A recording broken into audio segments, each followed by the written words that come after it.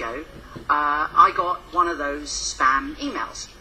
And it managed to get through my spam filter. I'm not quite sure how, but it's turned up in my inbox, and it was from a guy called Solomon Odonka. I know. It went like this. It said, hello, James Veach. I have an interesting business proposal I want to share with you, Solomon. Now, my hand was kind of hovering on the delete button. Right? Actually, while I was looking at my phone, I thought I could just delete this. Or I could do what I think we've all always wanted to do.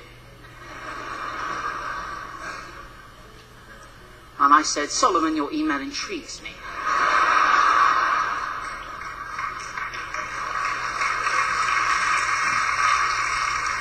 And the game was afoot. He said, dear James Veach, we shall be shipping gold to you. You will earn 10% of any gold you distribute. So I knew I was dealing with a professional.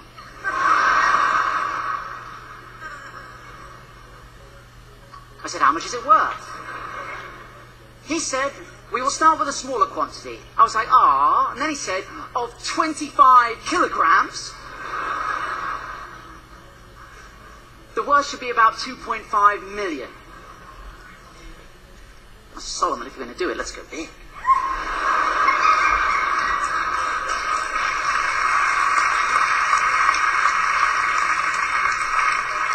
I can handle it. How much gold do you have? He said, it's not a matter of how much gold. How much is you're capable of handling? What? We can start with 50 kilograms as a trial shipment. I said, 50 kilograms? There's no point doing this at all unless you're shipping at least a metric ton.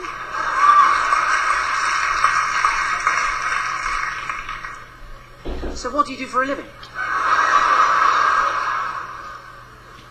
I said, I'm a hedge fund executive bank manager.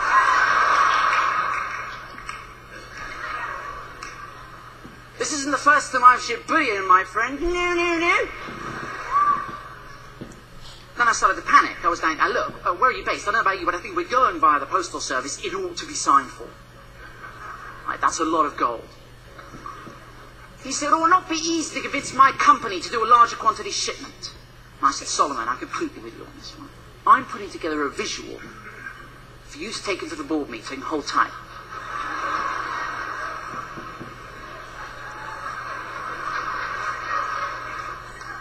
This is what I sent Solomon.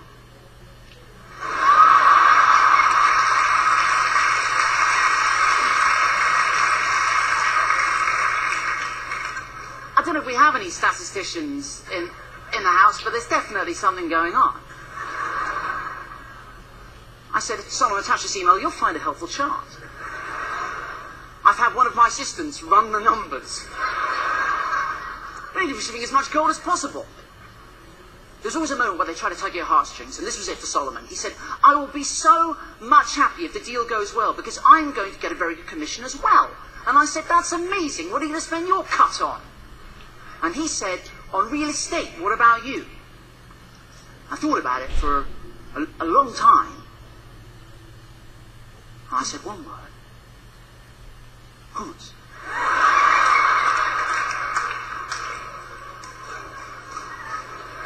It's going places.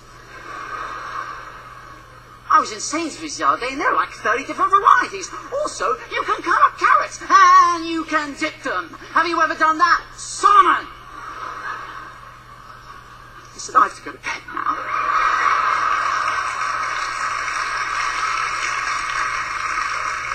Till tomorrow.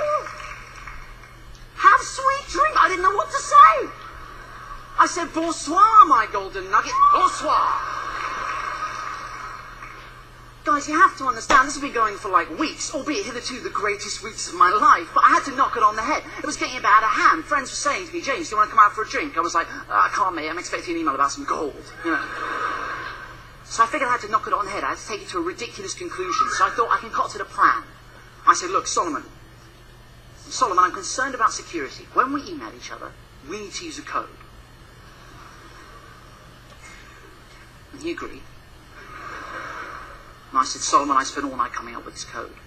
We need to use in all further correspondence. Lawyer. Gummy bear. cream egg. Legal, fizzy cola bottle, plain peanut M&Ms, documents, jelly beans, Western Union. Guys, a giant gummy lizard. I knew these were all words they used, right? I said, please call me Kit Kat and all further correspondence.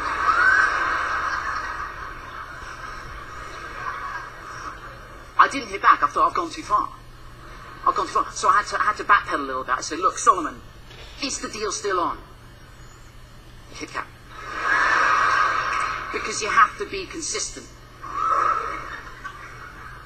Then I did get an email back from him. He said, the business is on, I'm trying, blah, blah, blah, blah, blah. I said, dude, you have to use the code. What followed is the greatest email I've ever received. I'm not joking. This is what turned up in my inbox. This was a good day. The business is on.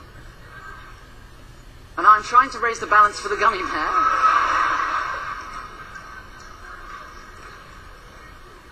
So he can submit all the needed fizzy cola bottle jelly beans to the cream egg for the peanut M&M's process to start. Send £1,500 via a giant gummy lizard.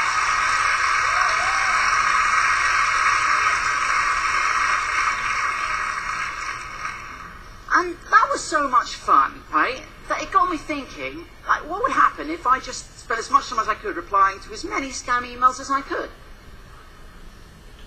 And that's what I've been doing for 3 years on your behalf.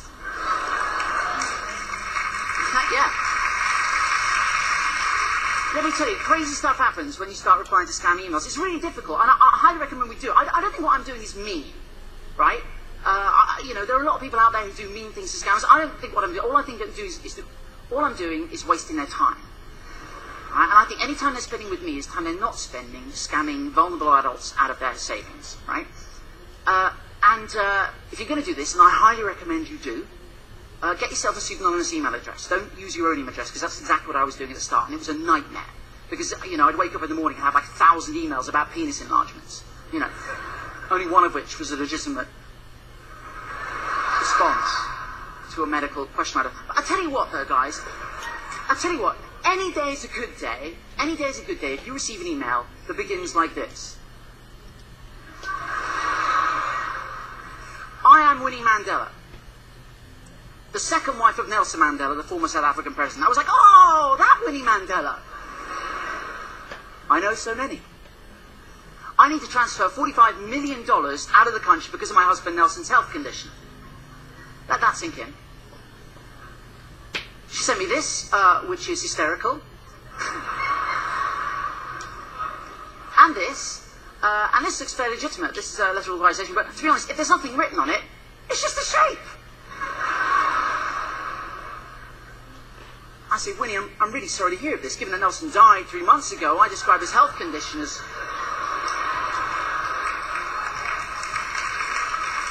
That's the worst health condition you can have, not being alive. She said, kindly comply with my banker's instructions. One love. I said, of course, no woman, no cry.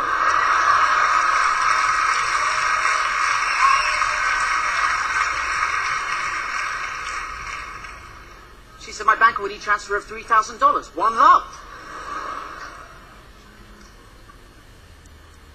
I said, no problemo.